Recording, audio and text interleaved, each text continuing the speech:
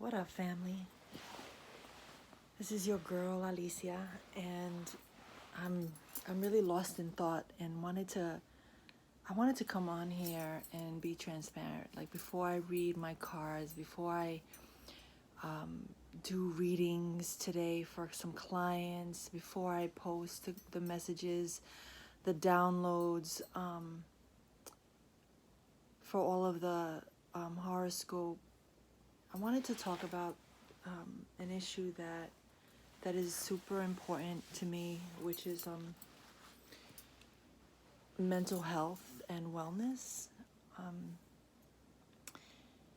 And I want to be 100% honest. I battle depression. And I'm someone who moves in the world with ADD, which means for me that at any given moment, I have a million brilliant ideas and sometimes struggle with focusing on one thing and completing one thing.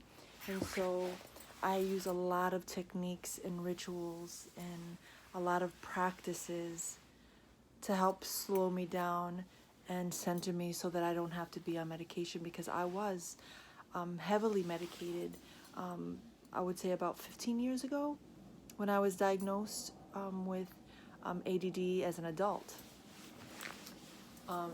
It was like it was 2005. And so on and off, there have been experiences that trigger the depression. Loss of a job, loss of relationships, loss of lovers, loss of friendships, money, worry can trigger depression. Fear can trigger depression. Loss, like losing my brother, is absolutely is playing a factor in the depression that I navigate present day.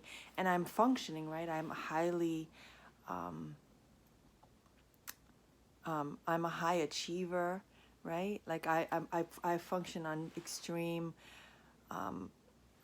high levels and under extreme pressure, and I'm responsible for the classes that I teach, the students that I serve, the midwife work that I do as a writing midwife, the writers that I coach.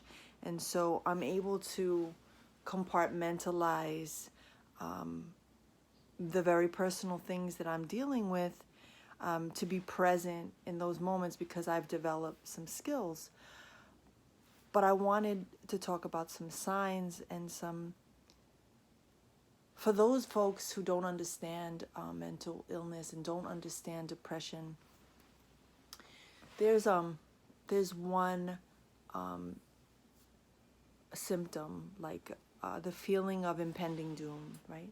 I wake up with that feeling of, I woke up with that today, right? This feeling of impending doom. And it doesn't help, it doesn't serve us, and it doesn't help that the media and the news outlets are bombarding us with information about, the coronavirus, and they've labeled it this like code that's very scary too, right? The COVID-19, and so they're making this, while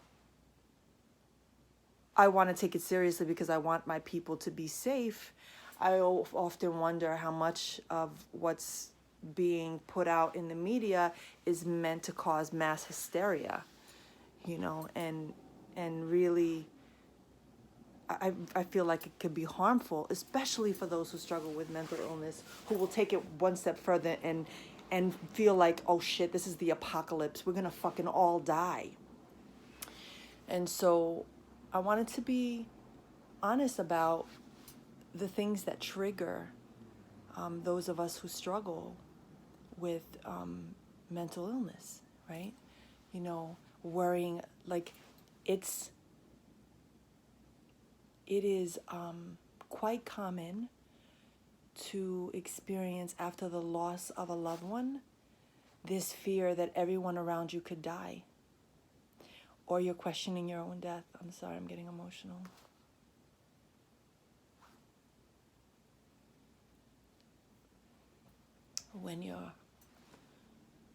when you experience a trauma, like losing your brother, right? Losing your only brother, you know, it could bring on these feelings of, oh my God, I could lose one of my children, or my lover, or my parents, or my sisters, you know, my remaining sisters. And so, yes, of course it's not healthy to have these like negative thoughts, but it's common to spiral, you know, for those of us who, you know, sit with the pain of the world, or who carry the world, or who are empaths, right? Or who are highly intuitive and connected. You feel everything. And so this morning, I just want to celebrate those who are working on themselves, who are doing the work, who believe in therapy, who believe in asking for help, because I know it's hard for us as women of color, as Black women, as Black people, Latinx people, queer people, coming up in communities that traditionally don't believe that we should seek therapy, because lo que se hace en casa no se habla, los secretos de la familia no se hablan, you know, de eso no se habla, like it's taboo and highly frowned upon to share the house secrets, to share the trauma. But I'm on here to celebrate those who are getting help, you know, and praying for those who are still afraid and haven't found the courage in it to say, you know, I need help, I need AA, I need NA, I need all the A's, I need all the support. Like, for those of you who are afraid to get support, know that there is support, and I'm encouraging you to make a move, to take a step, to take a move, to keep moving. I will forever be grateful to Dr. R, my therapist, who my boss Kevin died in 2003. I found him dead in his office. So a traumatic event, right? And that has left me with PTSD. I haven't been diagnosed with PTSD, but I don't need to be diagnosed with post-traumatic stress disorder to know that I have experienced some high levels of stress. Being raped, you know, being raped in 1995 also was an event that has marked me, right? And so, Dr. R. 2003, Kevin dies. I find him.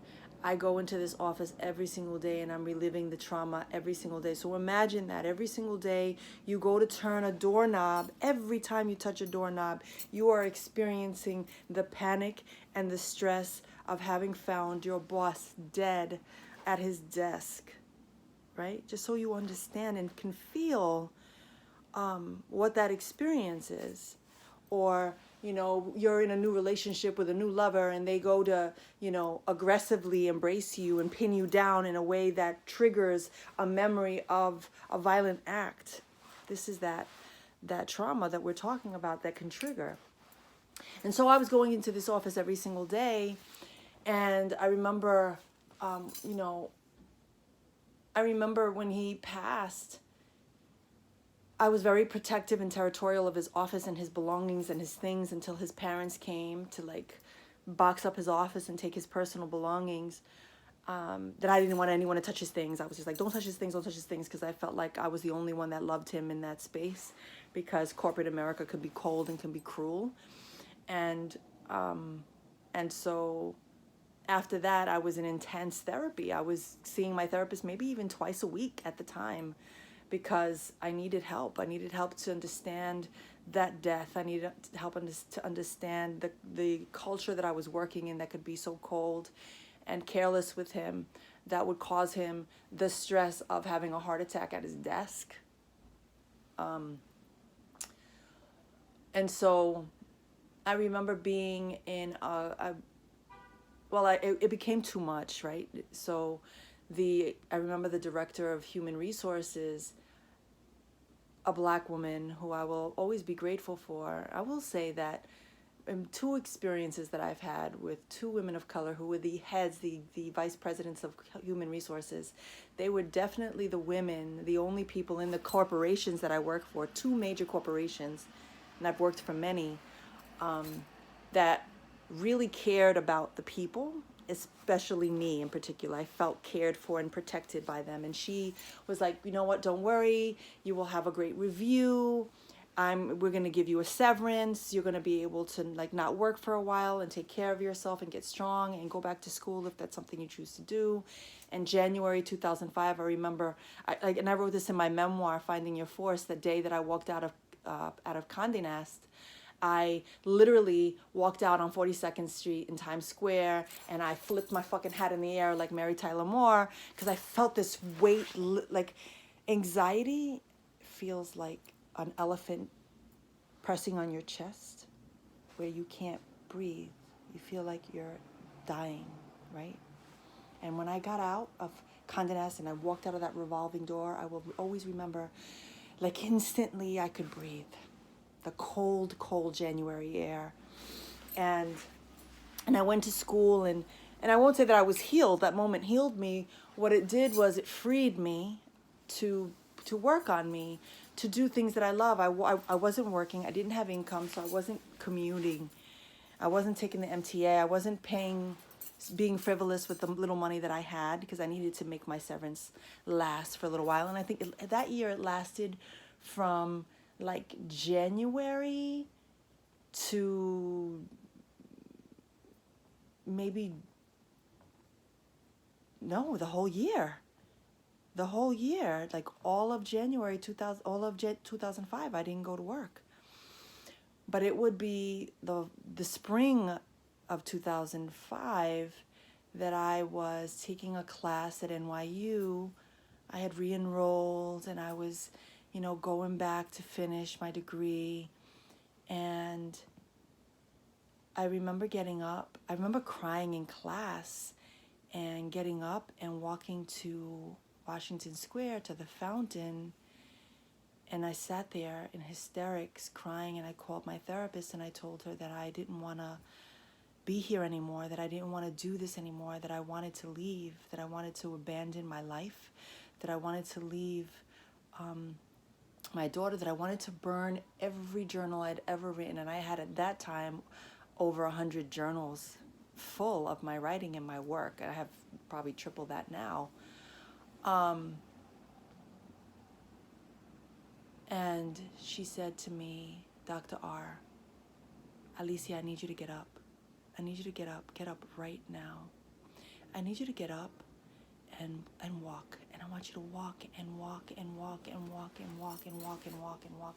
Get up, get up, get up, get up. And I got up and I said, okay. And she said, call me when you get home. And I walked, I want to say it was like 80 blocks.